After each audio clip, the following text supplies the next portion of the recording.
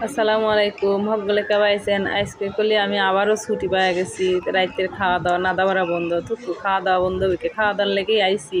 তো যাই হোক হচ্ছে কেন নাদা বাড়া বন্ধ, ছুটি মুটি নিয়ে চলে আসলাম আজকে একখান রেস্টুরেন্টে। আইসে এখন চাল পালে করলাম তোরা কী খাবো কা, ওরা কয় আমরা কাচ্চি খাবো। তো করলাম লে তোকে আবদারি তো পূরণ হইবে আসলাম। তবে সবচেয়ে কষ্টের বিষয় চাওয়াল পাল যদি কোনো কিছু খাওয়ার আবদার হয়, বাপ মা যদি খাওয়াবেন না পারে, সেই কষ্টের মতো কষ্ট আর কিছু হইতে পারে না। তো যাই হোক সেজন্য যে চাউল পালের আবদার পূরণ হয়ে লেগে চলে আসছিলাম। তো আমার খাওয়া দাওয়া শেষ, চাউলেরও খাওয়া শেষ, চাউলের বাপে খাওয়া শেষ। এখন খালি এই যে আমার পিসি বসে লইছে বুদ্ধি লিয়ে, মানে এখন সব সাইপটি মাইপটি না হলে ফালা দেবনি। খাওয়ার তার নষ্ট হলে কোনো লাভ নাই, আমি কোনো খাওয়ার জিনিস নষ্ট করি না।